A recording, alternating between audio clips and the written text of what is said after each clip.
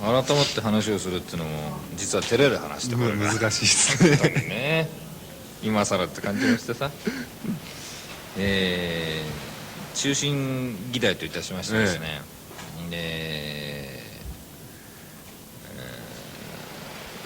ナイアガラ作品における、井上彰の活躍の歴史という、言動とその素行とそれを中心にね行こうと思って、なんですかそれ。一番最初にね、だから彰が僕の作品でピアノをね、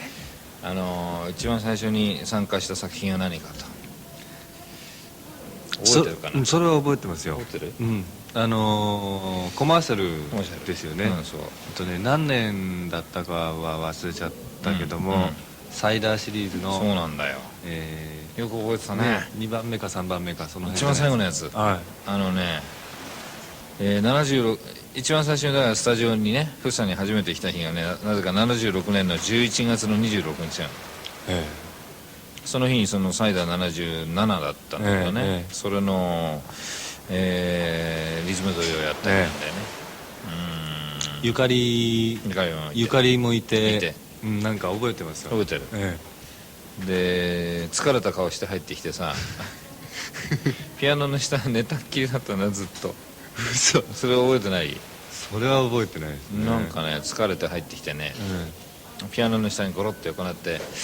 いつ始まるのかな、ほらドラムが長かったじゃない、あの頃、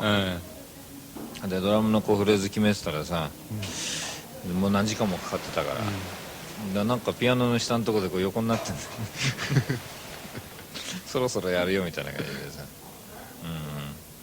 それが一番最初だったんだよね。で、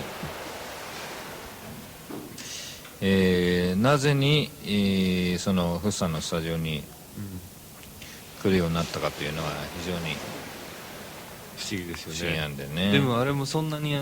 前から言われてた話じゃなくて、確かあさってとかしあさってとかなんかそんな感じで入ったスケジュールだったような記憶があるけど、急に入ったでさ、76年って言ったらアキラがさこの手のっていうのミュージシャンとしてさプレー始めたっていうか、いつを一番最初って見た？多分その1年くらい前じゃないですか。仕事としてスタジオミュージシャンっていう感じになったのは、そんなに仕事始めてから時間経ってなかったよ。その前っていうのは何やってたの？その前はだから結局割とコマーシャルの仕事だけを、まだ学生だったし、少し数なんかセーブしながら撮ってた。この時は学生だったの？もう卒業してた？ちょっと待って、76年だからね、今82年だから8年違うな、6年前6年前ってことは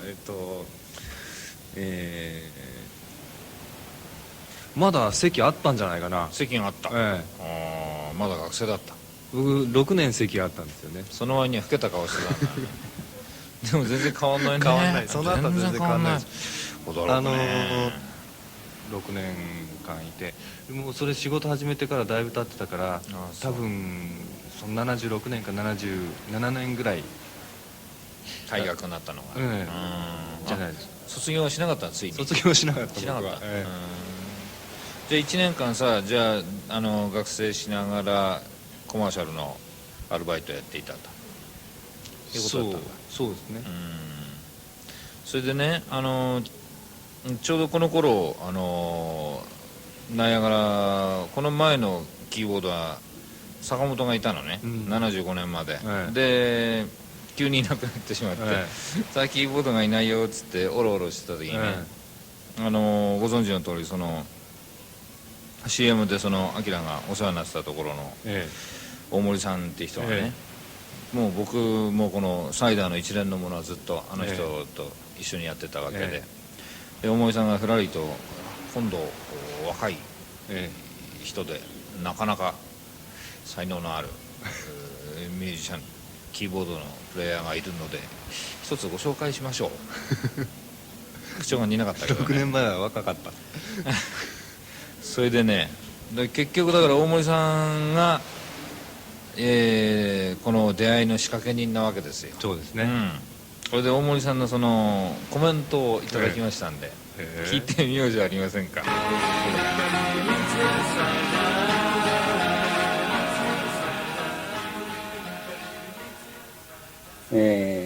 大滝さんと井上彰さんの出会いの、何と言うんでしょうか、私がオナ行動したみたいな立場でございますね。彰さんはですね、多分まだ東宝の作曲家の一応学生だったんじゃないかしら。である夜、場所はですね、昔田村町 NHK の近くにですね、古びた飛行館スタジオというのがありました。そこでですね、イラストレーターの山口晴美さんと、それから井上さんの、おば様にあたる方の、ある、伴奏をしに彰君が来たわけですね。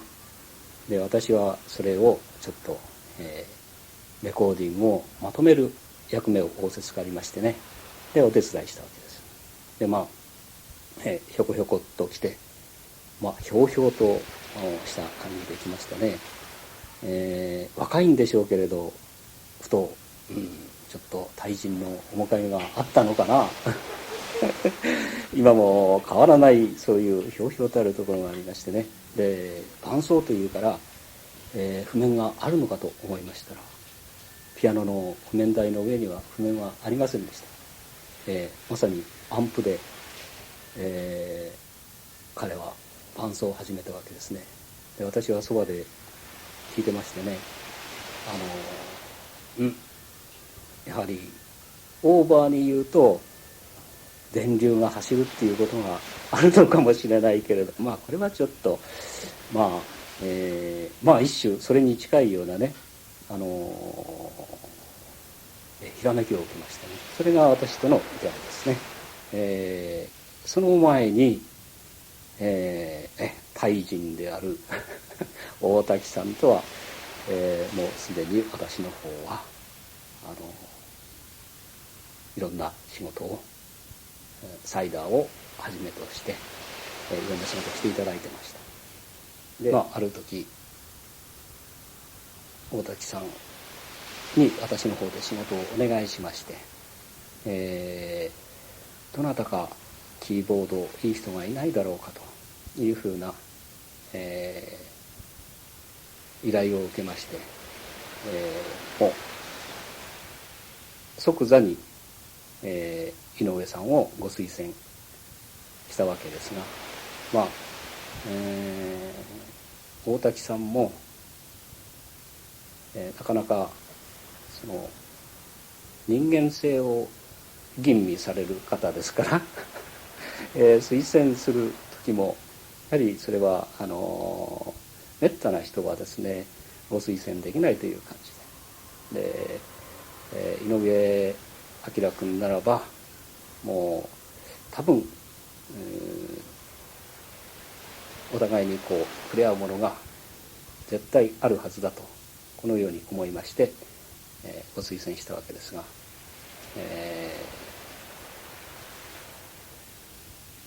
多分一番最初の仕事は私の記憶に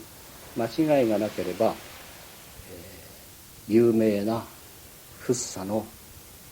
45というスタジオに、井上さんをお連れしたのが初めてだと思います。ご存知の方はご存知ですが大滝さんレコーディングの時にいろいろもうたくさんアイデアがありまして、皆さんに、言葉にして伝えるわけですが、言葉には言い切れない、アイデアの、イメージのご注文などがあるわけですね。それは独特の、呪文のような言葉などがこうあって、それを、理解するというか、それを読む力がないとこれはなかなかうまくいかないこともあるんでしょう、プレイヤー同士。その辺は、大滝さんと、井上さん実に、蝶々発しとうまくいって、最初の出会いというのは、なんかお互いに、将来につながる目が残ったと、そういうふうな、記憶がございます。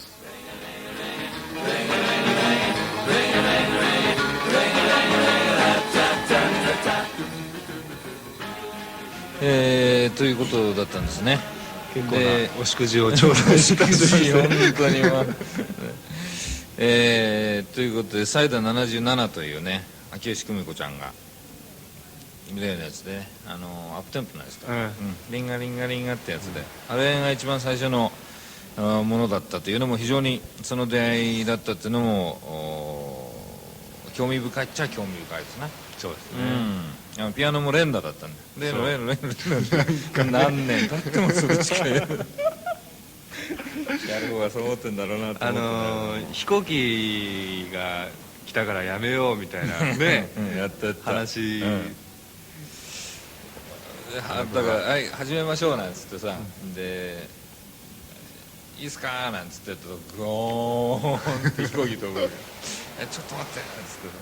飛行機飛んでるから」つってもうみんなには。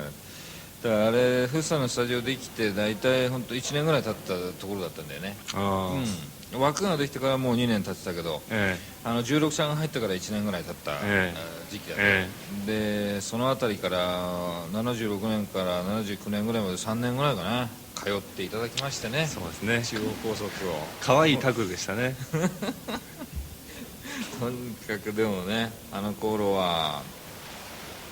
ベースの金太とかね、ドラムの修大君とか、その後で来るようになってね、3人込みで、しょっちゅう後半の方は来てもらってたけど、最初の頃はもう明一人だったけどね。そうですね。でサイダー77をやってからですね、何をやったかっていうのは僕は本日は調べてきてるわけでございましてね意外なものというか、これもってなったんだけど、シリア・ポールっていう女の子のね、夢だよとやって LP を作ったの、あれ LP 全編やりましたね。全編やりました。あの時に勝手に西多摩リズムセクションっていう名前でね、ドラムがゆかりでね、でベースが田中で秋広君でギターに村松と、で4人でとにかく全編オケを取りました、あれはでもいまだに僕は名作だと思うんですよね。でもあの頃ってなんか関係ない音出してる方が長かったような気がするんだよねなんか知らないけど、とにかく練習スタジオとは思わなかったけど、なかなかやっぱり本題に入らない、ただもうわーっと音出してるだけでも、で最初すごいピアノだったんですよね。すごいピアノ、まだあるよ。全然戻ってこないよね鍵盤が押したら押されっぱなしでさ、で早い3連なんていうのはやっぱりねピアノの3連になるそのものがこうリアクションが良くないとすごい大変なんですよね。だからそういう意味ではね、相当粘り強くはなったみたいです。あれでね、そうか、大概のことではなんかつらなくなったんですよそれはすごい、本当すごいピアノだったね。あのピアノ、ああいうピアノででもさ、レコーディング時代にしてた人は俺だけなんじゃない世界中で、ね、でもみんないい音出してくれてね、みんなそのおのおの一番最初はマンタが弾いてて、でさっきね大森さんの話も出てきて、坂本が弾いてて、でアキラが弾いてて、みんなおのおののね、音色が出るんだよね。それは不思議なくらい違うんですよね。なんていうの、楽器がさすごくどうでもいいような楽器だからさ、人によってものすごい顕著に現れるの、人柄が出るねこれ大森さんだこれじゃひどいなそれでさ、どんなふうに違ったかどんなふうに違ったか、これは面白いけどね、俺だけが知ってるでその「チャンチャンチャンチャンチャンチャンチャン」って例のやつにね、マムロ川ソウルって名付けたんだよ。なんかそんなのありましたねそれがね実にね残っているのがテープはあれマルチを回してたマルチ回してたもったいないね4人しかいないんだよね4人しかいないんでさ、マモロがソウルだっつってさ、なんかすごかったね。あれは面白かった。で夢だよたのアルバムを作ってからね、またその後77年は結構仕事が多くてね、で CM があってね、スメランドって CM があったんですよ、でまあ、あっという間にすぐ23回オンエアしてすぐ消えちゃったんだけど、なんだ芳香剤なんだよね。でね、アラブの王様かなんかが出てくるような絵なわけ、だからちょっとアラビアっぽくしようかってんで、なんかないっつって弾いたら「ドレレガウグラガラ」ってなんだか分かんないさイントロを弾いたんだ、アキラ。それは僕覚えてない。これはね、ドラムは俺が叩いてドラムは俺叩いてアキラのピアノ弾いて唯一の曲なのこれがそれもフッサでやったんでしたっけ？フッサでやった。でその後ね、次はね卵の単語ってのをやったんだ。卵のっていうのは覚えてる。単語って覚えてる？俺がやったの。テットロラッタトリラッキリラッタトリラっていう例の、これも相変わらずになってもずっと慣用句になっちゃったけどさ、慣用句ねそれ一番最初にやったのもね、ここで卵の単語だったね。76年71年間ぐらいはもうよくレコーディング来てたんだよ、本当に。そうですよね、しょっちゅう行ってたみたいな。しょっちゅう来てた。なんかレコーディングなんないでボーリングやったりした時があったね覚えてるねあれはでもなんかすごく印象に残ってこうわざわざフッサまで行ってね、それで結局一回も音出さないでなんかご飯食べに行ってでボーリングやってでそのまま帰ってきてなんか何しに行ったらこんなんでお金もらっていいのかなとか思う。本当にから何をしてたんだろうな。とにかく売れもしないのにレコーディングが多かったしさ、レコードはじゃんじゃか作ってたね。俺も相変わらず同じだけどね、そういう意味だよね。でこの時に作ってたのはね「ナイアガラカレンダー」っていうアルバムだったんだよね、で他にはね「ベースボールクレイジー」のアープとかね、入れたんだよね、だから「青空のように」のピアノとかさ、あれも3連だったね。やりましたね裏表裏表でさ表裏裏裏表とかさ、そういうんだやったね。それで名月赤坂マンションのクラビネットとかね、とにかくあれはおかしかった。温度物の時代だ。温度物の時代にそうそう突入するんだけど「真夏の昼の夢」って曲があるんだよね。で、この曲で実はピアノをね弾いてもらったんだけどさ、この曲作る時に実はなかなかメロディーができなくてね、でコード進行だけでメロディーを作ってなかったんだ実は。撮った時はそれっぽいのもいくつかあったような記憶があるでこれをね最初のリズムを取ってる時はピアノいなかったの。いなかったけど、でダビングだってんで来てさ、でオケを聞いてまあ適当にちょっとピアノ入れてよみたいな感じなんですってね。でピアノを入れてもらって、ですっごいいいピアノだった、それで今度そのピアノを聴きながらね3日間ぐらいずっと聴いてたね。それでピアノを聴いてメロディーを作った、そういう歌なんだよこれが。それでさ、で一箇所だけねなんか前のピアノのあれのせいかなんかでね低い音が残っててね、一箇所だけちょっと和音が濁ったように聞こえる部分があったわけ、でそこだけ取り直そうかってことで後日来てもらった時にね、でそこだけ取り直そうかなと思ったけど音がつながってるからさ、なかなか取りにくいからじゃあもう一回やってみようかってことになったんだよね、でその時にはもうメロディーが入ってたのよ、そしたらさ歌はあった方がいいかなって言ったらまあないよりあった方がいいみたいな感じで歌があって弾き始めたんだよね、前のピアノを消してこう新しくで一回終わったらねなんかしばらくシーンとしてるんだよ、でどうしたのかなって言ったら「すいませんできません」ってあの時は面白かったな。そんなことありましたっけ？あったな。でいやなんでできなかったの？いやだからねさもありなんと思ったのは、だから自分でさ例えばオケを聴いててこう感じるままに弾いて、一番最初のピアノがあるわけじゃない、そのピアノから僕はメロディーを吸い取ったわけだからさ、そのメロディーが頭の中にもうあるからさ、もう一回今度それにまた違うものになったらさ、なんていうのかな、その曲のバックみたいにならなくなっちゃうじゃないの、自分が思ってるイメージみたいなのが全部今度メロディーに吸い上げられてるからさ、違うものっていうのがあんまり見えなくて、何やってもそんな大きく違わないんじゃないかなって思ったんじゃないかな。変えようっていうんでやったんだ。それはそうかもしれない。変えようっていうんじゃなくて、ほら一箇所の濁りみたいなのをね取るためにさ、まあなんとか一応前と同じようにでもいいし変えてもいいし、前編もう一回やってみようかってことなんだ。で結局どうしたんですか。で一回どうしたんですかって一言みたいな。そのまま入ってる。何やつで音の中が埋まるとさ全然そういうことは気にならないんだけどね。それでカレンダーでクリスマス音頭というのがあるわけでしてね、これはピアノもやってもらったんだけど、イントロ後半のオルガンもやってもらったんですよ。いや覚えてない。覚えてないでしょ。聞けば思い出すけど、でさオルガンを中で弾いてるわけ、で俺がマイクを持ってさ外から歩いてくる革靴で、コッコッコって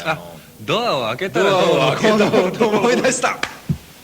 ドアを開けた音を入れるから中で弾いてたよっつってさ、中で弾いてるわけで、俺が外出てマイク持ってさコッコッコってでドアをこう開けて、本当にドアを開けたんだよね。ドアを開けると中でこうオルガンが鳴っているというね、そういうのをやったんだよね。バカみたいなことで、ちょうどこの頃にねこの子コロンビアにいたわけですよ、私は。でコロンビアに所属していたねシンガーソングライターの女の子がいてね、その子の番組があったわけですよ、でこのカレンダーができた頃にその人は番組をやってて、僕がゲストで呼ばれて、でお話をして、そしたらやけに詳しいんだね、その女の人が。これはこういう風にして撮ったんですってとかさ、随分言われる。もう知ってるこういう話ね。この曲はなんとかかんとかで随分詳しいなと思ったんだけど、別にそう大して疑いは差し挟まなかったけどね。何の話かあれこれがその時は分かんなかったんだけどね。でフッサのレコーディングは楽しいそうですねとかなんかいろいろあっておかしくてさ、なんか番組にならないっていうかさ、ずっと話してたんだけど、それがシンガーソングライターのご存知と思いますけども、山形さんでね、いつの間にかね、ここで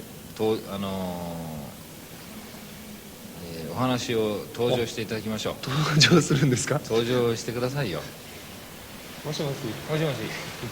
全然聞いてないよ。元シンガーソングライターの山形さん、登場。そんなことあった。どんなこと？いや今話すから。だからこれ78年の正月頃だったと思うんだけどさ、カレンダーができてね、おすみは番組やってたでしょ。ほら小さな穴蔵でコロンビアの下でさ、でゲストで呼ばれたの、コロンビアの人しかゲストいなかった。あ、そうなんだ。で出ててさ、いろいろ話をして、この曲はどうのこうの、詳しいんだよ。そうでしたっけ。詳しかったんだね、異常に。黒田さんにレコードもらってたからじゃん。隣のお家だったから。レコーディングのその模様とかさ、楽しいそうですねとか、なんかいろんなことを言うんだよね。はあつってさ、随分詳しいと思ってたんだけど全然わかんなかったね。あの時にね、大滝さんのレコーディングがないと寂しくなるって言ってるミュージシャンがいますよって言ったの。なんか言ったんだ、そういうようなことを。そしたら誰だろうとか言って、すごく誰だろうって言った。別にそんな意味ありげに言ったんじゃないのに、それほど素敵なレコーディングなんだってねっていうことが言いたかっただけなのにね。遡ってなんか疑ってるみたい。すごく疑ってるわけなんだろうさ、それだからでもそうだったんですか。そうだったんでしょうね、そろそろ。その時一緒に住んでた。あ、お正月か、お正月。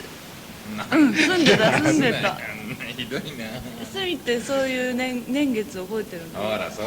なんだ。78年の正月でしょ。そうだよ。じゃあもう一緒に。知らなかったよ、大滝さんゲストなんて。あ、だって普通のお仕事だった。そっか、大滝さん普通の仕事だった。いや、大滝さんがじゃなくてさ、普通のお仕事の中だった。それでさ言われたからね、でほーっと思ってね、いやそんなに一応おーっとは言ったもののさ、どういう実際どういうことなのかっていうのははっきり分かんなかったんだ実は。疎いんだよ僕はそういうのに意外に、これがね、でそれがそうだったって言うんでさ非常に驚いて、とにかくね、だから多分来たことがある人なければ分からないようなことのね、そうキーワードが2つ3つあるじゃない、でそういうのチラチラと出たんだよね、楽屋落ちみたいな。あんまりよく覚えてないやん。非常に驚いた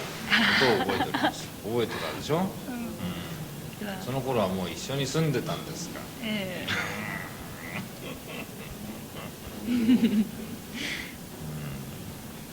でお知り合いになったのはいつ頃で、なんでさんいらっしゃいじゃないのよ、桂三枝みたいになっちゃった。新婚じゃないもん。新婚だよ、まだ3年でしょ。あ、3年って新婚なの。来るかないよ。どうですかね。でもあれなんじゃないか、音楽の世界ではもう十分のキャリアを誇るんじゃない。4年ぐらいでもダメな人いっぱいいるもんね。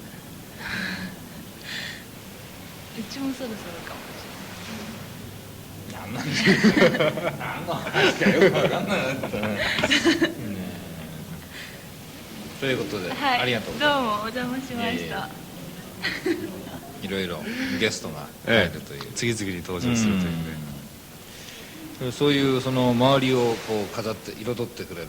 女性なども現れたりしまして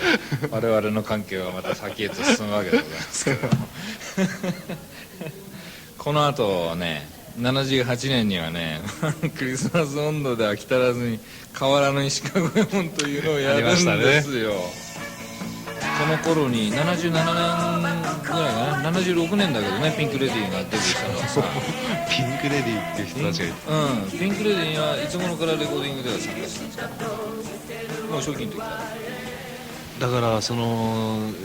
一時そのスタジオミュージシャンの仕事が、まあ割とメインだった時期があって、その時に一番若くて面白かろうということになってて、最初に LP を作った時だと思うんですけども、ビクターのあれ名前と忘れてしまったけども、飯田さんなんかに声かけられて、飯田なんか直接声かけられた。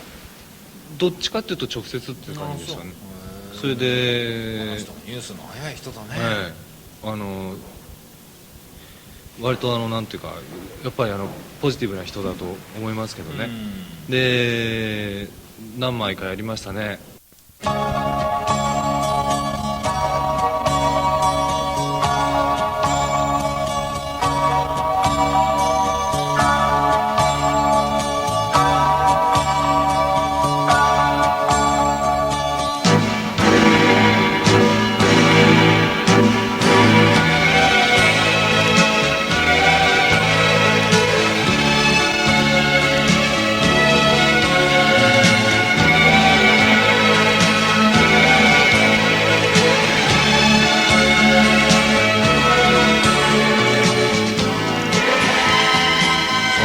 証拠りもなくまだそれやるんだよね。78年からね。この後はね、空飛ぶ金槌くんとかですね、禁煙温度からレッツ温度アゲン、こういうもう最後のもう温度シリーズにどうしようもなく突入しました、でその中でもう一曲ピンク・レディーのパロディ版をやり足りないっていうんでピンク・レディーというのをやりましたね、モンスターというグループでこれが初めてピアノ以外にもストリングスアレンジとか、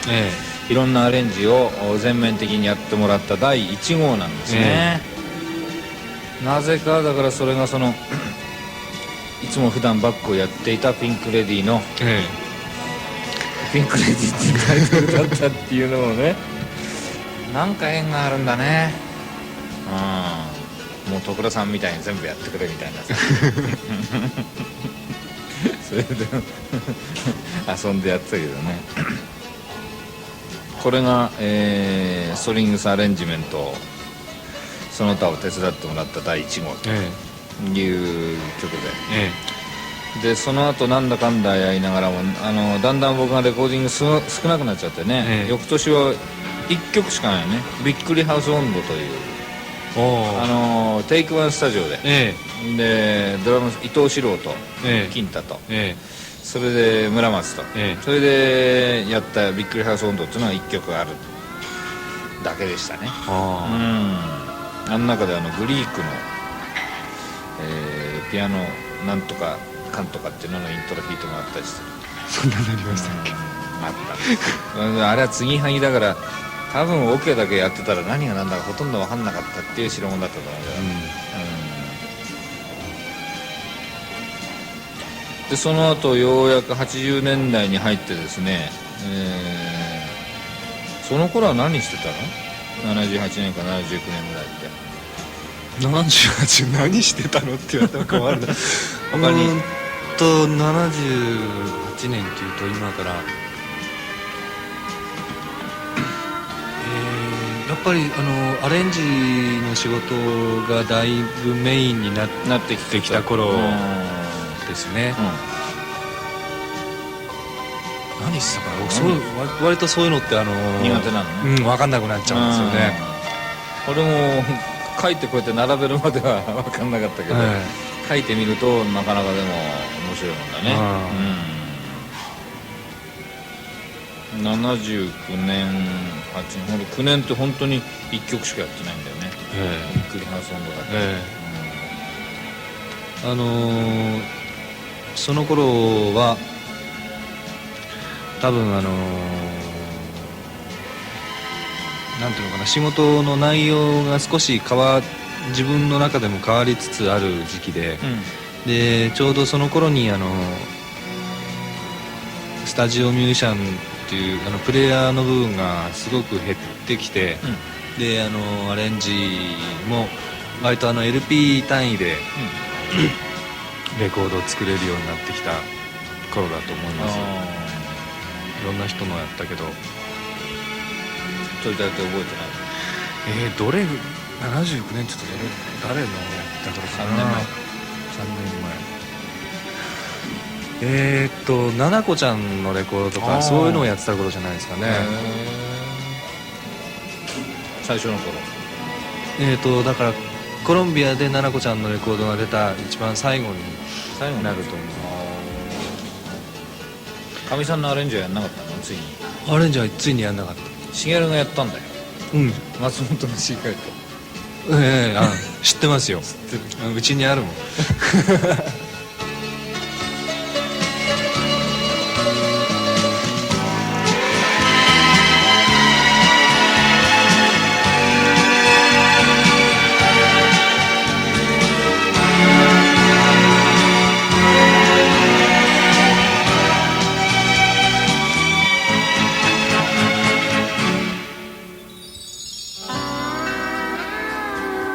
普通スタジオでピアノって一人だし、自分がアレンジすることが多かったりするとやっぱり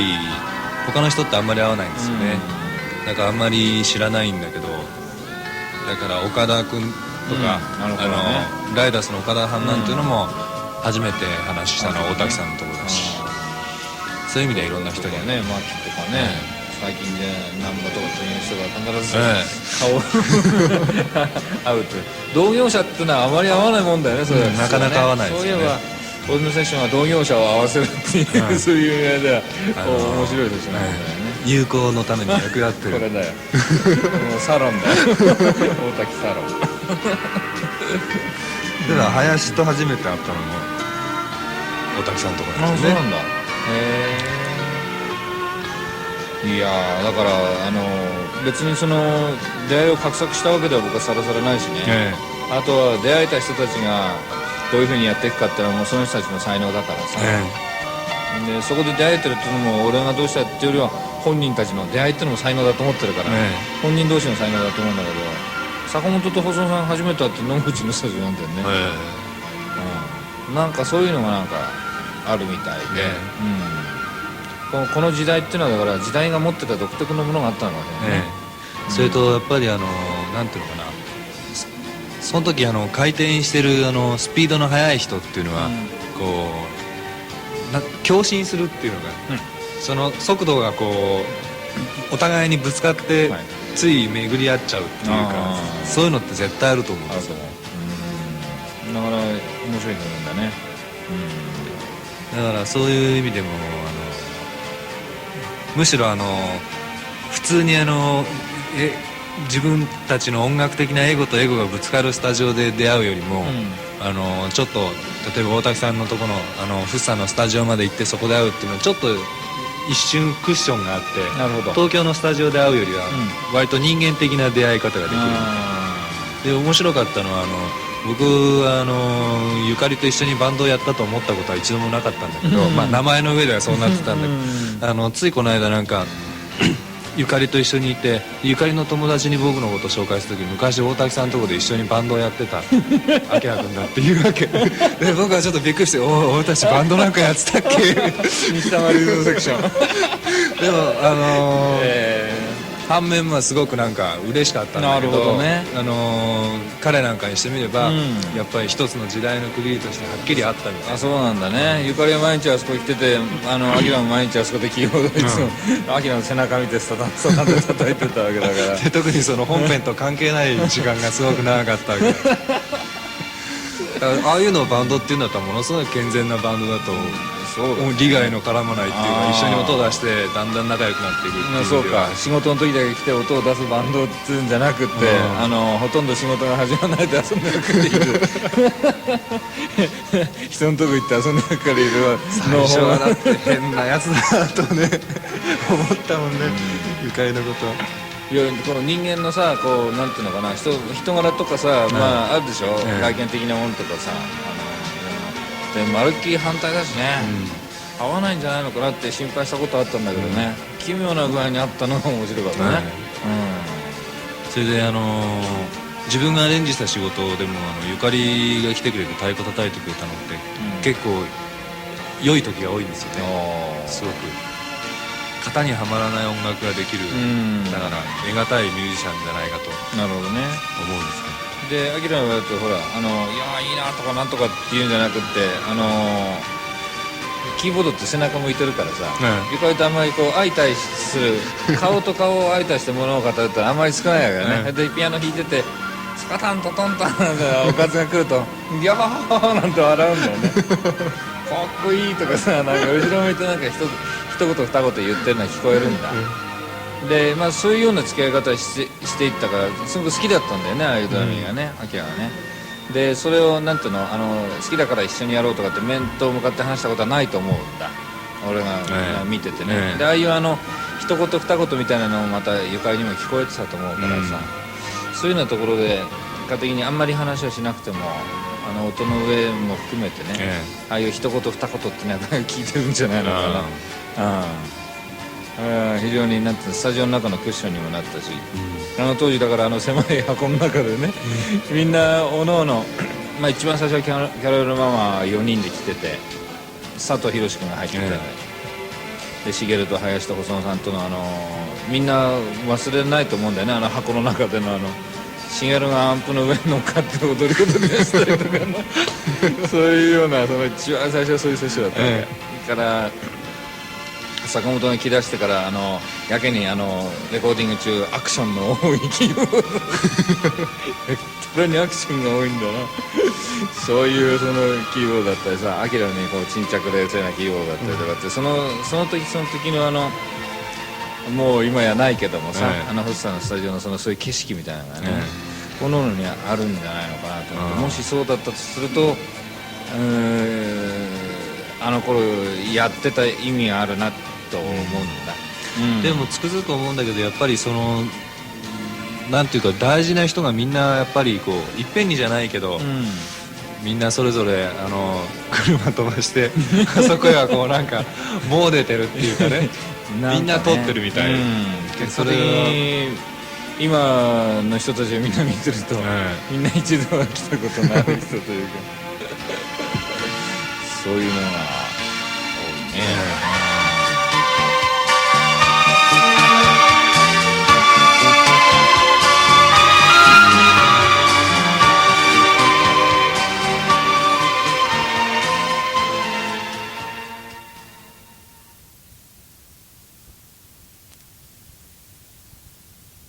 80年になって、去年一昨年か、80年になってレコーディングが須藤薫のね「あなただけアラビュー」っていう曲があってね、その時に久しぶりにまともな曲のレコーディングだなみたいな感じだったね。俺は久々レコーディングやるなみたいな感じで、アキラのピアノ弾いてもらって、途中の間奏のソロのところをね、ガンガンに弾いてもらって、あのソロも好きだすごく。あの辺りからまともな音楽をする戻ってきたその後3月4月ぐらいからもうロングバケーションのレコーディング始まってね、天然色とか家電とかもうほとんどピアノやってもらって、でやりましたね、前とまたガラッと違った雰囲気でね、この辺りってのは結構あれでしょ、遠くなってたね。一昨年だから、相当多かったですね。だから、陽水の LP をやったりとかしてた頃ですね。ステージは一緒にやんなかった？ステージもね、一昨年の秋は、一緒にやったんです。じゃあドラマ行かれだったんだ？いや、ドラムなし。ピアノが僕と、あと中西、それとあと中英さんと生ギターと、だから総勢4名。いいね。でアコースティックにやろうっていうんで、でリズムボックス使ったりとかね、なんかアコースティックなステージをやる割には僕はすごく忙しかったシンセサイザーの音なんかものすごく綺麗に出るのはいいんだけど、ほんのちょっとのミスも許されない怖いですでもなかなか面白い経験だったんですけどね。だんだんじゃあ広がっていったっていうかね、広がってったね。そうですね、いよいよ一般的なって言い方ばっかりだけど、いろんな仕事やるよねっていうのが分かるね。で翌年81年になって、81年にじゃあ寺尾明のアレンジしたので80年のじゃあ後半の方だ。そうですね、80年の夏ぐらいから始まってる。最初に始めたのが夏頃だった。夏ぐらいだよね、俺ほら松本と一緒にやってたから、ずっとやってたでしょ、最初始めてさ、途中あたりで後半の方だったよ。でもあいつが始めたの、で後半の方に最近寺尾明っていうのをやってるみたいなっつって、でいい詩ができたんだっつって、でサウンドもいいんだよって聞いてよっつってね、言われたのがその80年の末ぐらいで、その頃もうログバケーションの受け取りは全部終わってて、歌い出も7、8年終わってたから、同時期だったっていうのもこのね、で松本だしさ。そうですね。でゆかりだし、ゆかりだったんだ、ドラム結構大事な曲はみんなゆかり。どうだったの？そうですよね。最後のルビーっていうのは確かあれはミッチーだったと思うけど、その前は、みんなシングルになった曲はなぜかゆかりが叩いて、なんだシャドウシティとか、さすらいとかみんなゆかり叩いて、俺の最初シングルは天然色もゆかりだから、カレーもゆかりだったし、であの頃はそんな上原ゆかりのあれしかできないドラムがでちょうど沢田研二もね、沢田研二のも上原ゆかりだし、沢田研二で有名沢田研二のドラマーとして有名な上原ゆかりだけど、最近はねそれがようやくさっきの話が生きてくるわけだ、らやっぱり、いやゆかりをね気に入るっていうのはジュリーっていう人もね、結構僕は話したことはないんですけど、結構分かってるんじゃないかなと。僕一応曲書いたことあるけど、分かってる人だと思うよ。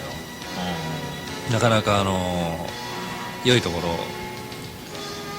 目の付けどころ、その前の清さんといい、田中清っていう人も重たくていいドラマだったね。なんていうかジム・ゴードンみたいな当感じのね、そうそう日本のジム・ゴードン、ジミー・ケルトな、いい音してたよ、あの人も。すごいロックンロールのいいドラマだし、でその辺ではやっぱりこうちゃんとこう見分ける目を持ってるんじゃないかと。そうだね。今日は上原ゆかりの特集みたいになっちゃった本当さねなんかこんなにたくさん名前が出ることめったにないんじゃないんだ。二度とないかもしれない。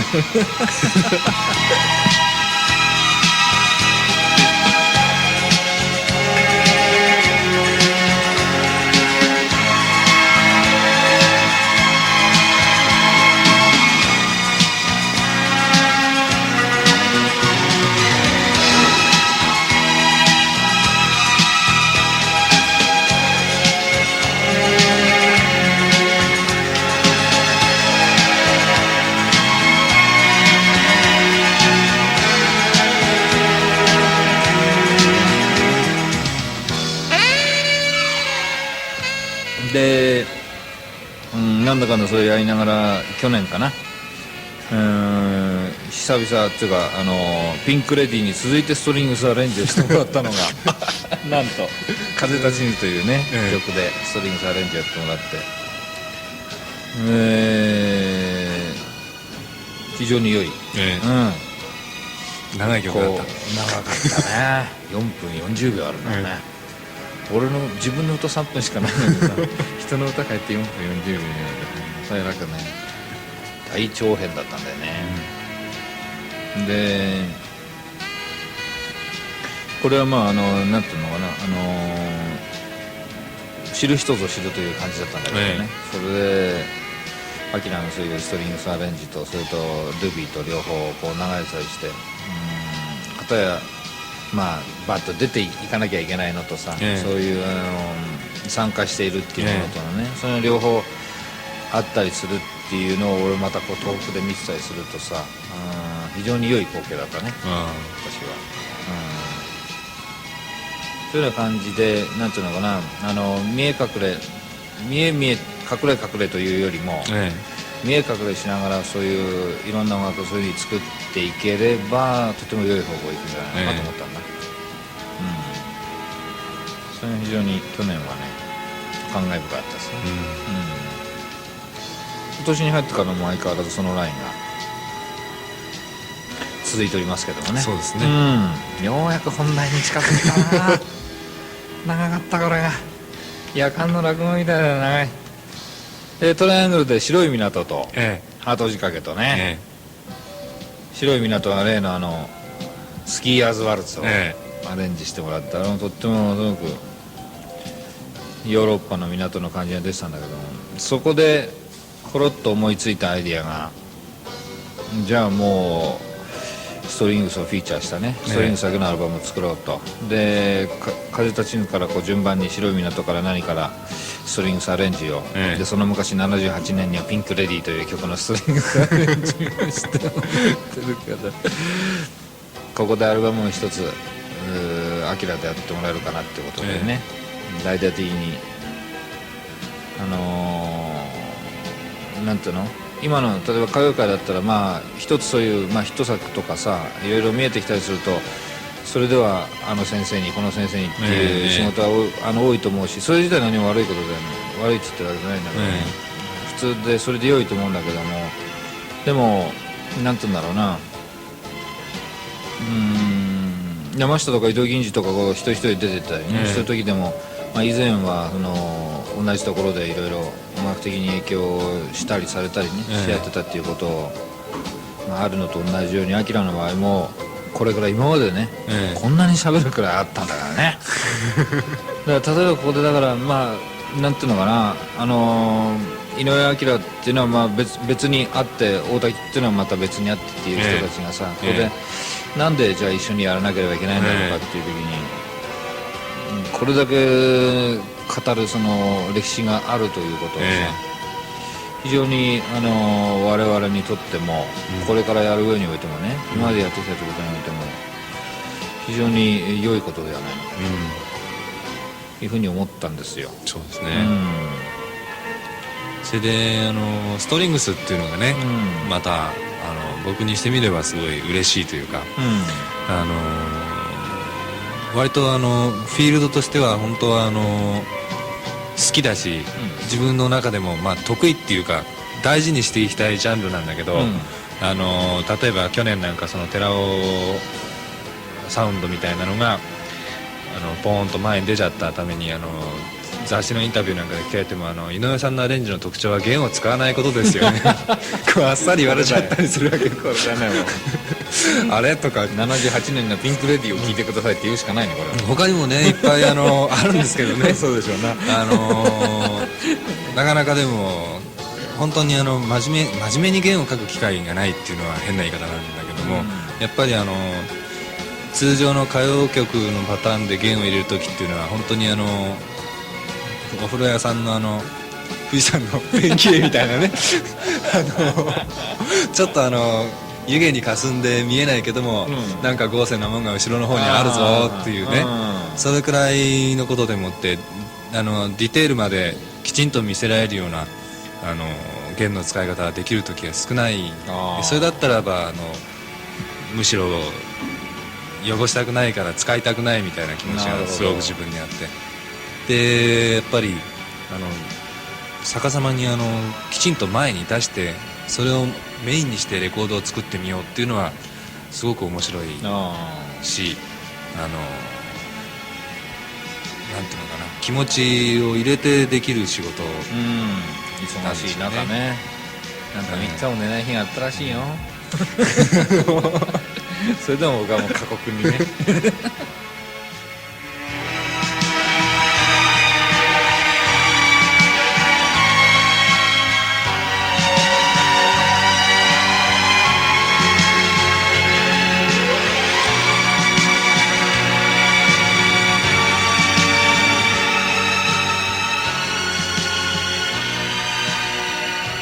渡木さんと仕事する場合ね、先に準備しておくわけにいかないから普通だったらリズムのアレンジをした時に弦もちょこっと書いておけるわけです。でも音はできてみないとどういうリズム体になるか分かんないから、行き当たりばったりの小滝家って有名な話これがねこっちも負けないんですがそれは熾烈な戦いでしたね、これは本当にこういう気持ちの良いレコーダー出来上がったんだけどさ、ジャケットもちゃんとできて、これを本当に今までのここまで語ってきたさ、歴史の一つの、終着点ではなくてね、これからまた始まっていく上でさ、これを例えばアキラと大滝と一緒にやってきたっていうことのね、今までのその総決算であり、またこれからの名刺代わりでもあるような、そういうようなアルバムできたらなと思ったんです。いいですね、そういうふうなものには十分なったと思うんだ。それでほぼ特集はおしまいになってしまうんだけどそれでだから今日この大磯のねプリンスホテルに来たのも、このジャケットのこのプールのね、感じとこの大磯のこの目の前に見えてるこのプールの感じがね、もう非常に酷似しているというところで、わざわざこの場所を選んでね、お話をしてみようっていうことだったんですけどね、あいにくちょっと晴れなかったんで、あれだったんだけどね、なんか色の方もでもこっちの方も、そう晴れてるってほどでもないような感じただこれやっぱりサウンドそのものもね、ものすごいセールスポイントというかね、音そのものも素晴らしいと思いますけど、なかなかやっぱり例えば天井の高いスタジオって日本にあんまりなくて、弦の音を本当に納得のいく音で再生することって少ないんですよね。だから一応その学校でなんか頭に知識を入れてきて、でその理屈の上に立って、であと自分のアイデアを盛り込んで譜面を書くわけで、そうすると音楽ってすごく数学的な要素ってあるでしょ、でそれが一番計算通りきちんと出てくるのが弦のアレンジなんですよ。だから極端に言っちゃえばちゃんとハモンドのドローバーを使うみたいに、倍音構成まである程度、弦のこう縦の配置で作っていけるんですよ。でその話を実はたまたま昨日富田勲さんと話してて、それでその話したら、いや実にそうだって言ってる、でシンセサイザーでもそうやって意識してやってるんですって。でどういうふうに音の膨らみとかを出していくかっていうのを一番アレンジャーが計算できるのが弦のアレンジなんですよね。でだけども思った通りの音したことって今まで一度もなかったスタジオで。で初めてじゃないかな。いやとにかくね豪華絢爛な音がしてるんだわ。もちろん普通よりも人数をたっぷり使って大きな編成でやったっていうことがあるんですが、音色がさ、それはでも本当は関係ないんですよね。俺もそう思う。人数が少なくてもまた違った意味で違う艶の良い音色っていうのが出るはずだし、だからそういう意味では本当に僕もカセットもらって聞いてちょっとびっくりした。ここにまた吉田保さんというエンジニアの、今日はここには実際には出てきてないんだけども、彼のまたそのストリングスとかね、そういうものに関するその感性みたいなものも十分にここで加味されてるわけで、あの人もだからクラシックがとても好きでね、よく聴いてる人だったし、そこの存在も非常に忘れられないところだしね。とにかくだから僕らもただむやみにね数の多さだけを過信してるわけではないんだけども、本当にだから出来上がったものにこうねハイミを入れるか入れないかの程度のものでしかないと思ってるんだよね、人数っていうのはね。でそれでしかないと思ってるんだけど、ストリングスそうだろうな、計算っていう部分もあるだろうけど、他アクスティックなんか多くしたりするのも計算っていうよりその場の空気をホットなものにしようって、人間はそうやってなんかさ二酸化炭素をいっぱい吐き出す息苦しくなってみんなで酸素をするで少し息苦しくなった方がさ、頭ポーッとしていいんじゃないのか、